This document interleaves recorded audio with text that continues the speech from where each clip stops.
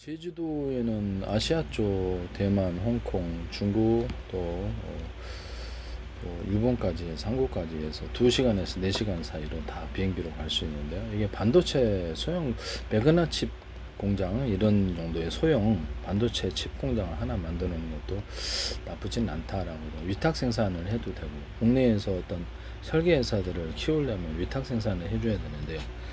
시험 생산은 어디서 해주는 데가 있어요. 해주는 데가 있는데 위탁 생산을 해가지고 여기서 다양한 제품을 여기서 대기업들이 하지 않는, 대기업들은 아무래도 저렇게 큰 거 위주로 좀 하지 않습니까? 그래서 소규모 다품종을 갖다 하기에는 조금 한계가 있어요.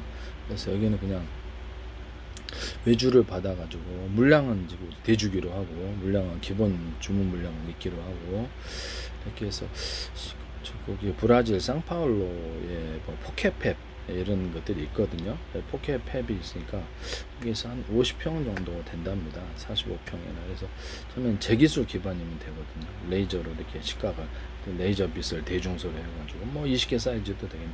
동시에 탁 이렇게 사이즈로 해가지고 금속 배선하고 이런 형태의 고랑을 탁 파가지고 하수도 고랑처럼 뭐 이렇게 웨이퍼가 아니더라도 실리콘 웨이퍼에다 고랑 파고 안에다가 배선을 해준다는 거죠. 그래서 안에다가 이렇게 전기선 절연처럼 해서 안가 받고 절연해주고 열이 전염이 안 돼요.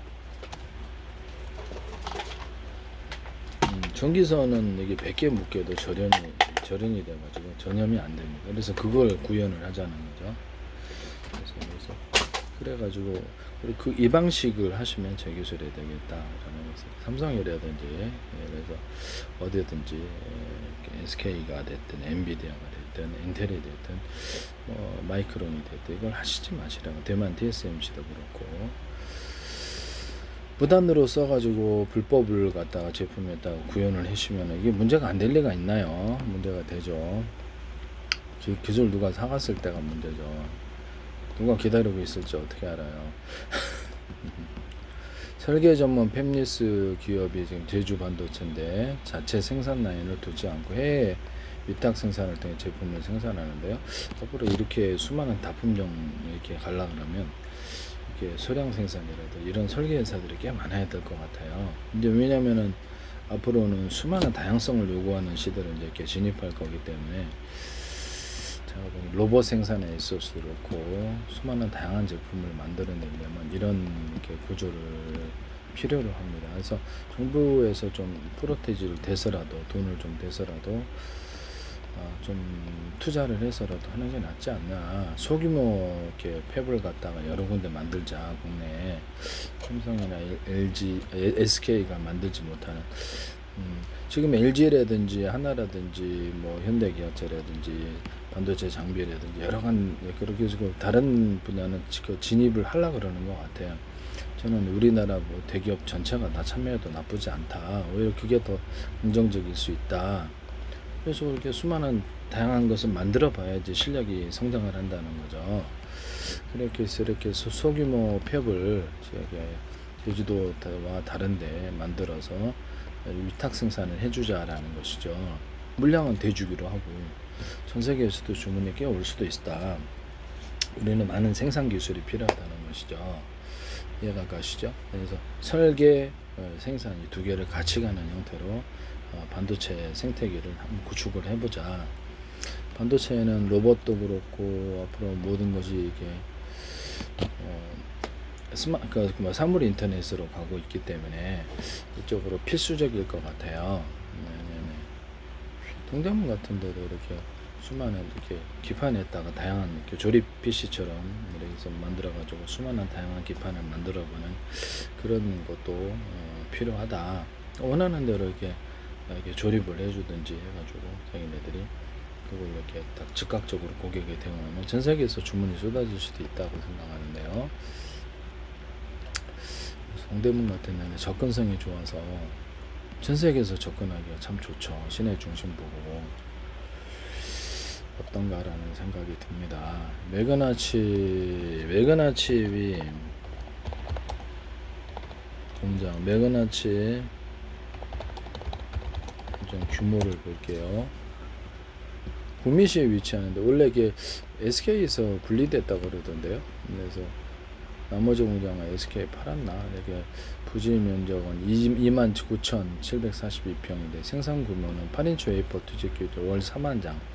그래서 이거를 만드는 게 어떠냐라는 생각이 들거든요. 상징적인 의미가 있어요. 제주도에다 만들면 일단 공장 근로자들이 취업을 하게 되고요. 제주도를 반도체 기반에서 수많은 인재들을 영입을 할 수도 있고 설계회사들이 들어올 수도 있고 외국의 설계회사들도 들어올 수 있지 않겠어요? 네, 매그나칩 반도체가 특정 최대 주주가 회사를 지배하지 않고 다수의 기관 투자자와 펀드들이 지분을 분산해 보유하고 있다. 제주 반도체도 10% 남짓 빼놓고는 그러고 있거든요. 주요 기관 주주는 미국계 투자자 이머전, 오코트리, 시스템 매트, 파이낸셜, 클리어 라인 이런 데이 있습니다. 그래서 기본적으로 중국에 원래 이게 매각을 하려고 그랬던 것 같은데요. 주요 품목 생산 디스플레이 구동칩 DDIC 전력 반도체 두 가지다. 디스플레이 패널의 핵심 칩과 전력을 제어하는 전력 솔루션을 공급하고 있다. 이렇게. 그래서 매그나칩은 업계 최초로 OLED DDIC를 상용하며 해당 분야에 높은 경쟁력을 갖고 있다.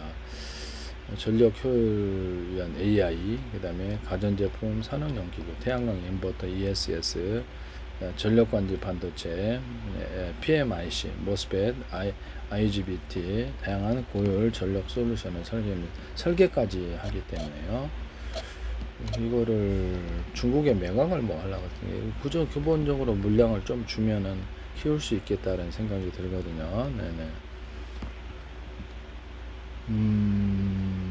이게 매그나칩의 가오가 LG 반도체에서 출발했네요. 그래서 하이닉스 반도체를 거쳐서 비메로에 보면 LG 반도체가 있네. LG 반도체가 여기를 갖다가 인수를 해서 하기에는 자금력이 조금 문제가 있을 것 같아요. 네네. 반도체가 지금 이렇게 성장 산업이긴 한데요. 우리나라는 삼성과 SK 외에 다양한 업체, 다양한 설계, 생산 기반이 필요합니다. 생산 생태계가 필요해서 설계 회사들이 기본적으로 다양한 설계를 맡기면 생산을 즉각 해주는 공장들이 많아져야 돼요. 그래서 이런 데가 어쩔까 싶네요. 네네. 자금이 꽤 들어갈 수도 있는 부분이라서 이런 반도체 부분은요. 그래서 기본적으로 물량을 주기로 하고 뭐 이렇게 공장을 건설하는 이런 식으로 하는 게 최대 지주가 매그나칩의 미국 기관 투자 이머전이 지분이 7.98, 오코트리가 7.66, 시스템 매트 파이낸셜 5.13, 클리어 라인 5.11 주요 주주다. 이렇게. LG도 이거를 매그나칩을 기본 물량을 갖다가 매그나칩 공장 규모를 좀 주면은 매그나칩이 고용 인원을 좀 볼까요? 고용 인원 한 900명 되는 거 알고 있는데, 네, 720명에서 900명 꽤 크지 않아요. 그래서 이것도 어떤가라는 이 정도면 상징적으로라도 이렇게 반도체 하나를 좀 만들어서 하는 것도 나쁘지 않다. 매그나칩 보유 장비를 볼게요. 보유 장비. D램을 생산하기에는 좀 규모가 좀 작긴 한데 생산을 할 수는 있긴 한 것 같아요. 제가 보기에는. 여기서 전용 장비가 이제 8인치 생산 라인을 갖추고 노광, 식각, 증착, 이온 주입기, 반도체 전공정 핵심 제조 설비가 갖춰져 있습니다. 그래서 원하면 D램을 소규모라도 생산하거나 패키지 D램을 생산할 수 있는 이런 부분이거든요. 네네네. 제가 보기에는 이거 뭐 경쟁력이 있을 수도 있겠다라는 생각이 들기도 합니다만 제 방식의 어떤 반도체 제조 방법이 나오게 되면 사실 기존 장비가 좀 한계가 있을 것으로 생각합니다. 기존 장비가 사라질 것 같지는 않아요. 태양광 및 에너지 저장 장치, ESS, 신세대 전력 반도체, IGBT, 모스펫 이런 시험 생산을 이런 라인을 구축하여 운영 중이다. 이렇게 기본적으로 여기서 그럼 D램을 생산할 수 있는 것으로 보이시는데요.